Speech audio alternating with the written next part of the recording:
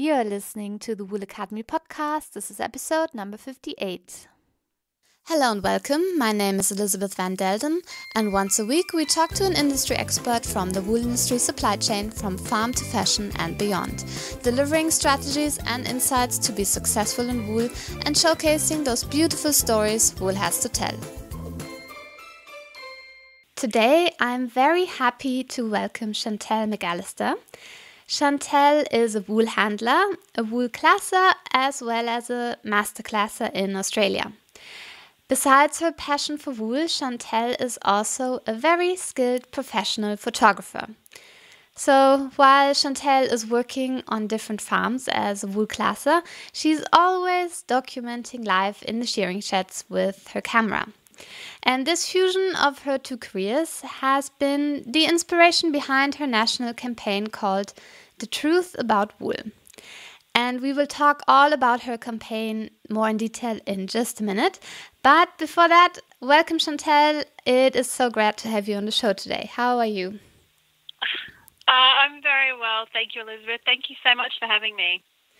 Well, it's been great that we have the opportunity to talk, because you said usually you're in very rural areas where there's not much of an internet connection or not a stable internet connection, but this week you're in Brisbane, so we have the opportunity to talk. Yes, I'm very spoiled this week. Excellent. So I just gave a very brief introduction, so I would like to ask you to also introduce yourself a little bit more in detail. Yeah, sure. So I am a full-time masterclasser, and I'm based in the small Queensland town of Meandarra in southern Queensland. So basically I travel around southern Queensland and parts of New South Wales with my partner, who's also a shearer. And we work in the wool sheds probably for about 10 months of the year. And while I'm wool classing, I'm also a professional photographer, and I focus all of my photography on the wool industry as well. Yeah, and when we started, I contacted you because of your campaign, which we will talk about. But then while we were arranging this interview, I realized, oh, wait a minute, but I've never actually talked to a wool handler or a wool classer. So given that, please explain to us what exactly is wool handling and what is wool classing. Sure. So, there's a few roles that I actually take on throughout the year. So, I do still do a bit of wool handling, but mainly wool classing. So, wool handling, your main duties are to sort the wool and to prepare it for sale under the supervision of the wool classer. We also clean up after the shearers, because they do make a bit of a mess with the wool sometimes, with all the sort of second cuts and locks, and we need to sort all that for sale. And sometimes we even bring the sheep in from outside of the shed up into the pens where the shearers catch them before they're shorn. And the classer has a larger role. So we also prepare the wool for sale, but other than that, we also grade the wool. And excuse me. And this is so we can deliver a product to wool buyers that meets market demand at the moment. So we have to also keep an eye on market trends and what the world is demanding in wool. We supervise the staff. We sometimes take on an overseeing role of the team. So we keep tallies on the shearers and the staff, and we also keep a record of the wool bales being pressed and what's leaving the shed. And we work with the wool growers, and we advise them on the wool market, where we sort of see where their flock might be able to go better as well. And we work with wool brokers, and that's to prepare the wool clip to whatever the market is doing at the moment as well. So in other words, nothing really happens without you. Well, I like to think that I'm the boss, but my partner will tell you different. Okay. I tell him I'm the boss in the shed and at home. Okay, wonderful. And tell me, I'm always amazed. Obviously, I've seen some wool classing in shearing sheds as well, and I cannot understand how can you actually learn how to identify what wool is what, etc. How do you train for wool classing? So when you first start out, wool does all look the same. I remember in my early wool handling days, well, classes have to start off as a wool handler at the start of their career, and you sort of advance from there. So you sort of learn a lot of the basic sorting and preparing in your wool handling days. But then it sort of, it comes from experience. Like I was lucky enough that my father-in-law is a wool classer as well, so I learned a lot of him. And then I actually went and did my official studies through the Australian Wool Exchange and through my local TAFE. And this is where you sort of learn the specifics of wool. So how it's actually, the science behind it, how it actually grows from a sheep, and this helps with classing the wool out. And it also sort of, you learn more about, wool is classed a lot on touch, not on sight.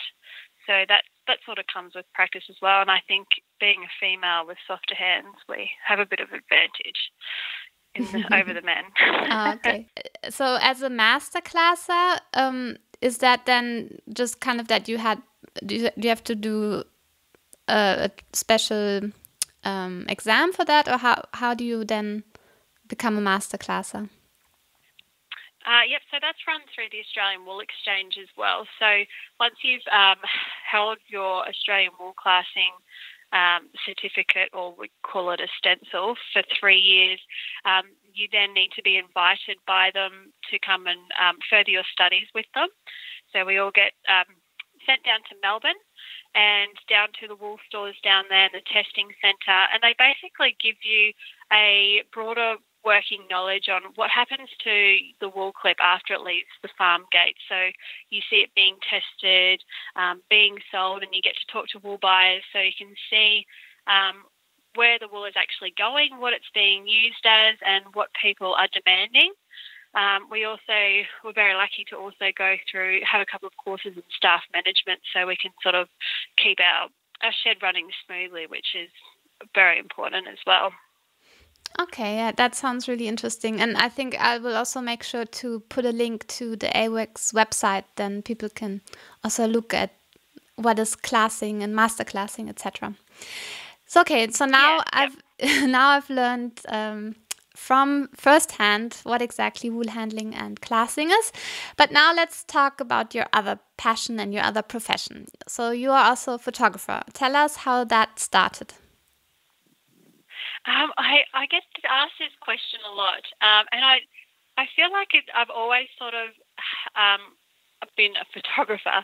I've always was that girl sort of in high school that took, this is back in the days of disposable film cameras, showing my age a bit here, but I was always that one bringing the cameras to parties, and I was always sort of out in the backyard after school taking photos of my bird or my feet, and so I've always loved it. And my dad's a photographer and my mum is very creative as well. So they've sort of influenced me to go down a creative path. And I grew up in Brisbane. So when I started my life in the wool sheds, it was so different for a city girl, and I was so proud of what I was doing. So I started to document it and send photos back to my friends. And then Facebook came along. So I started putting photos on there, and then it actually took off a little bit. So I thought, I might actually take this half seriously and upgrade my camera and see if I can't even sort of make a little hobby business out of it. So, and then I sort of got more serious and I started doing it every day. I couldn't even tell you how many photos I've taken. I think it would be in the hundreds of thousands almost since 2013. But yeah, it's sort of, for me, I'm very proud to work in our industry because it almost gives you a patriotic feeling to work in there every day, because it is such a big part of our culture and our history, and it's quite an emotional experience for me. So to sort of express that, I've found that photography is a good way for me to sort of get that out and get other people to feel how I feel about the industry through my photography. Yeah, and I will encourage everyone to have a look at your website, because your images are really amazing. But now I guess what you yeah, it's the truth. But that leads us to the next topic. The truth about wool is your recent project. So tell us a little bit how that started.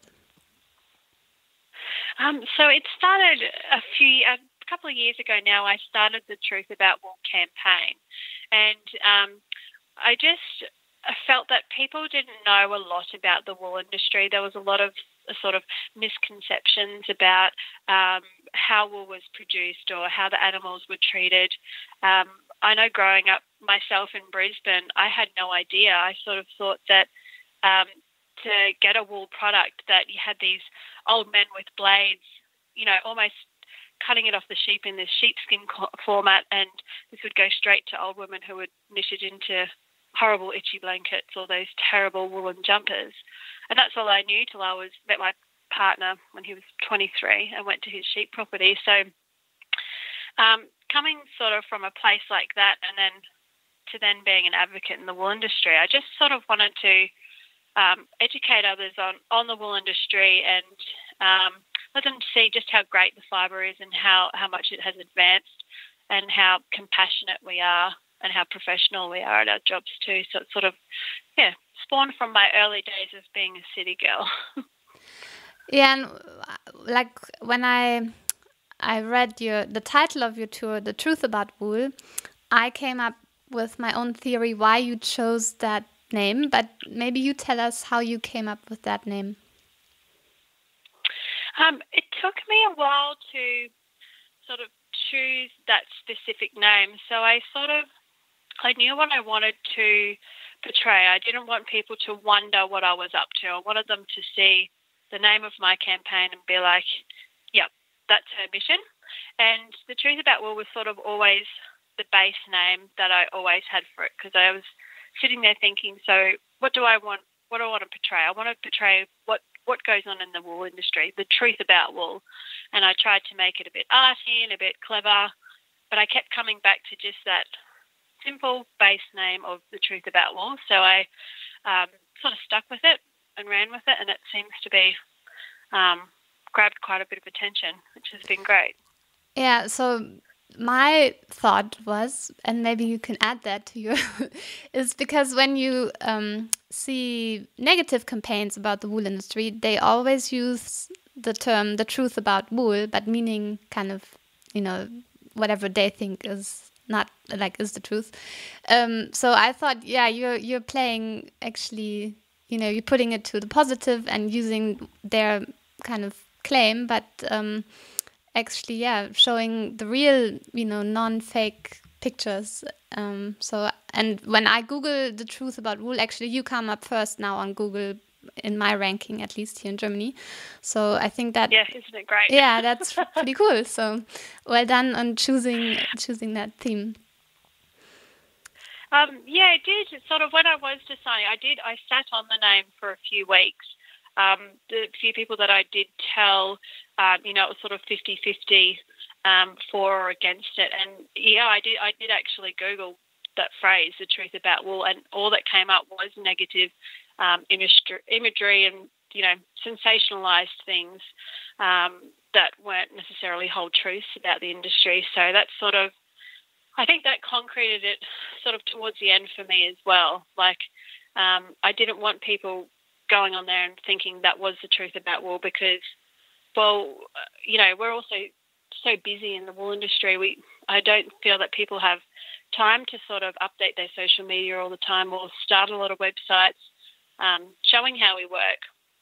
So, if I could just get it out there simple and basically, and people type in The Truth About Wool and our truth comes up, then it's a win-win. Yeah, exactly. Well done. And so, but now we kind of know why you started this project, but how does the tour and the campaign really look like? What is your day-to-day activities with the campaign? So basically the campaign, it has run, I think I started it, it must have been early 2016, and that was with a crutching video. My partner Jason and I were crutching our sheep at home. So that's removing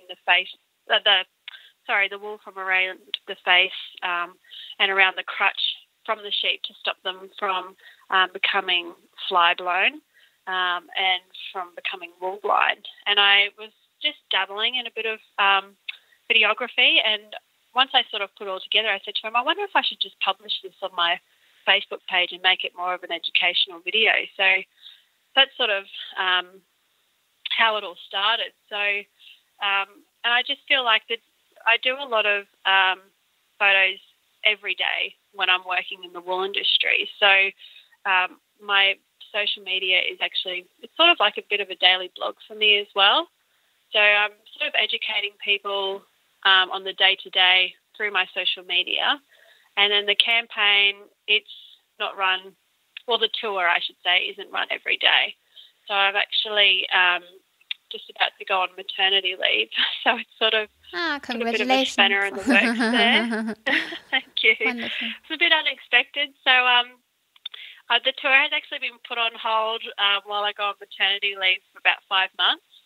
And then it will start up again in August. But yeah, sort of the basic day-to-day of the tour is I try to visit 1 or 2 properties a day, or 1 or 2 shearing teams a day, and I will just travel to them and I hang out with them and just photograph them, sort of just what they do, just their lives, what's important to them, what they're trying to achieve, and get that real sort of authentic, their authentic story, so I can tell that to the rest of the world as well. And do you travel just within a certain region in Australia or all over Australia? So far I've covered parts of Western Australia, so it's more of like the northern wool growing districts over there. I've covered Tasmania and parts of New South Wales and Victoria. So far the tour is probably only about halfway through.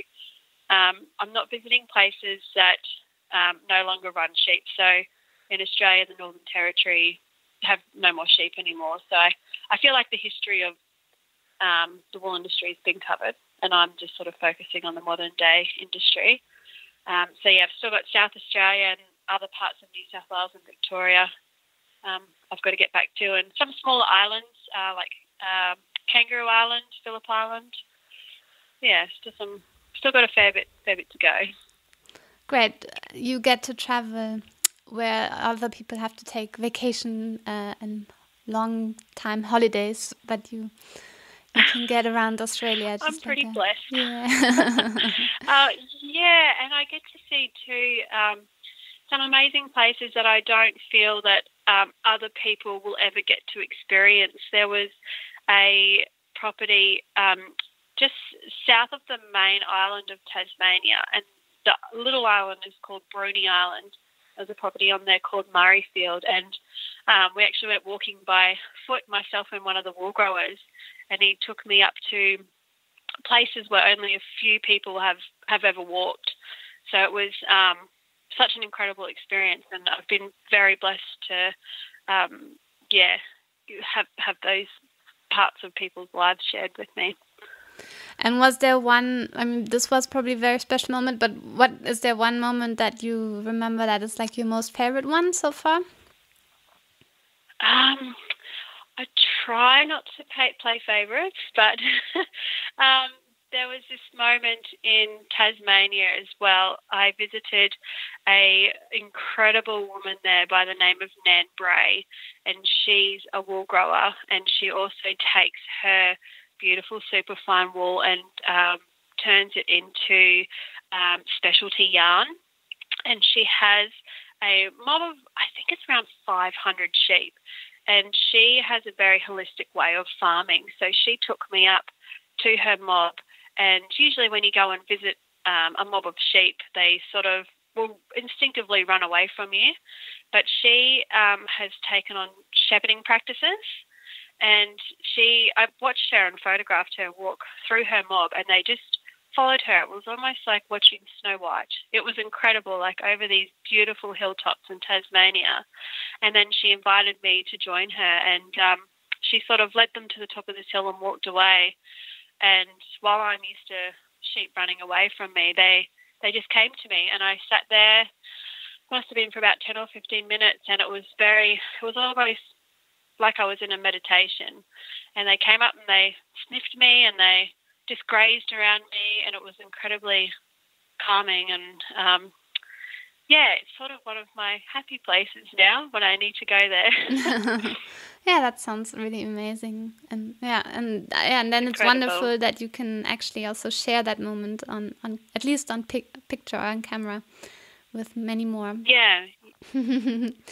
Yeah, and maybe can you, obviously right now as people are listening to this interview, they cannot really see your images, although we'll encourage them to look at them later online. But can you maybe describe a little bit how your pictures or what they're like? So I put a lot of emotion and feeling into what I shoot. So I get a feeling about my subject, whether it's shooting a mob of sort of big, tough-looking rams, or a big burly shearer, or one of the quiet wool handlers, or a farmer feeding his sheep. I like to step back for a while and sort of feel their vibe, and I try to tell that through my photography in a photojournalistic way, but also sort of have that raw emotive feeling. So I use a lot of light. The light in a wool shed is the most beautifully soft and incredible light I've ever experienced in my whole life. You've got it bouncing off corrugated iron and being soaked up by wool and bouncing off shearers' sweaty skin and accentuating their muscles. It's incredible. I take a lot of sort of candid shots of people working in the wool industry, and I try to portray the compassion they've got for the animals that they work with, and how much care and love that they have for them as well. Also, the sheep in particular, and the landscapes that they live in. And and of course wool sheds, because I'm absolutely obsessed with wool sheds and the very rustic feel they have. So I like to sort of bring that authentic experience of that life on the farm to anyone who views my work. Okay, wonderful. Yeah, thanks for describing that. And one thing I always wondered, there are some pictures that are taken from above. How do you do these kind of photos? I've recently purchased a drone, so that's been very handy for those shots that sort of look right down below. But especially in Queensland, we're blessed with very high wool sheds, because not that it rains up here a lot, but a lot of the times when it does, it floods. So a lot of our wool sheds are built up very high. So, a lot of my higher shots earlier in my career are just thanks to high wool sheds, but otherwise I take it a bit easier these days and just put the drone up. Yeah, actually today we published the podcast interview with Ben Watts, who is talking a lot about drones. So it seems to be something that is quite useful also for photographer and handling sheep as well. Yeah, and you can easily move them. I've heard of farmers using them to muster their sheep through paddocks as well. So they come in quite handy. Yeah. And it can cover a lot of distances without having to drive everywhere, etc. Okay, I have another question. How are the wool growers reacting, and what kind of feedback are they giving you when you visit them? Their support has just been overwhelming. I feel like they've sort of been stuck at how to promote themselves for a long time, and the general demographic of farmers, working in the wool industry, they're sort of not the generation that was brought up with social media or even sort of, these big flash cameras and drones. So I think they feel a little bit lost and overwhelmed by everything that the younger generation used today to sort of market their business or market themselves or showcase what they do. So a lot of them are very appreciative that I have taken the time to come out and photograph their lives and tell their story, and it's a great feeling that I am able to give them a little bit of recognition, because a lot of them sort of, they don't get holidays, they don't get weekends, they work from sun up to sundown, and some of them are just doing it for a love job. So to sort of, I think to have someone out there and sort of give them a bit of recognition, it's very appreciated and very well supported. Yeah, and what I noticed, now it's mid-November as we're recording this, and you had recently published some photos of a wool growers couple, and I found that you on one hand create quite an intimacy that people seem they already kind of know now the wool grower through your eyes, and at the same time a really human touch. So that's what I quite like about your pictures, that it's not just like a picture of a grower, it's actually showing much more and a real human an intimate connection. Yeah, thank you. And that's also what I'm trying to do too. I'm trying to sort of put like a face to farmers, and sort of give them all, because they all have their own stories. Like, not everyone was sort of brought up the same way or runs their farm the same way or have the same plans. They're all very unique. And they all have their own story to tell. So I'm try and do that for them. Yeah, now remember, it was the couple with the pet sheep called Seven. That was one of my favorites. Yeah. He's a character. Yeah. That was a nice story indeed. Okay, and now let's return back to you running the tour, but while you are traveling across the country, it's hard for you to also work in the shearing shed. So how are you actually financing yourself?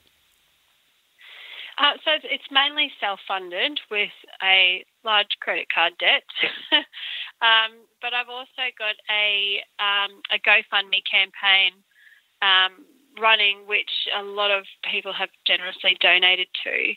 Also, some groups within the wool industry have donated some money to me, and even some of the people I visit, I don't sort of visit and then expect to be paid, but they sort of might give me a bit of fuel in my car or just something to keep me going.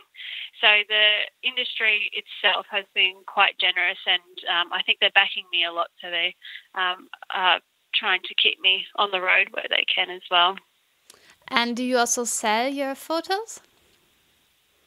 I do. So all of my photos are available from my website. So if you just do all the W's, thetruthaboutwool.com, I have an online shop there, and you can buy prints, canvases, and even some merchandise from the tour. So hoodies and shearing singlets that I also sell to sort of raise a bit of money as well. Excellent. And we'll make sure to link to your website as well, so that it's easy for people to find. And what would be the best social media platforms to connect with you? Social media would probably be Facebook, but it's under Chantel Renee Photography, other than The Truth About Wool, just to make it a little bit confusing. Yes. Otherwise, they can contact me through my Truth About Wool website. Excellent. Yeah, and on your website, there's also the links to social media, and I'll also link to everything in the show notes. Well, Chantel, thank you so much for sharing your story and for sharing the story of so many wool growers in Australia. And yeah, now that we know there's exciting times ahead of you with adding another wool enthusiast to the world, I wish you all the best for that, and that you then can still go on with the great work that you do. Thank you so much for having me. Thank you for your support. Thanks, and all the best. Bye-bye. Bye. As I already mentioned several times today, go and have a look at Chantel's photos online. They are really beautiful. You can find the link to her website as well as her social media connections in the show notes. Head on over to elisabethvandelden.com/058. Once again, elisabethvandelden.com/058. Don't want to miss out on any of the future episodes? Then subscribe to our podcast on iTunes or Stitcher, and also like us on Facebook at Elisabeth Van Delden. Thank you and see you next week.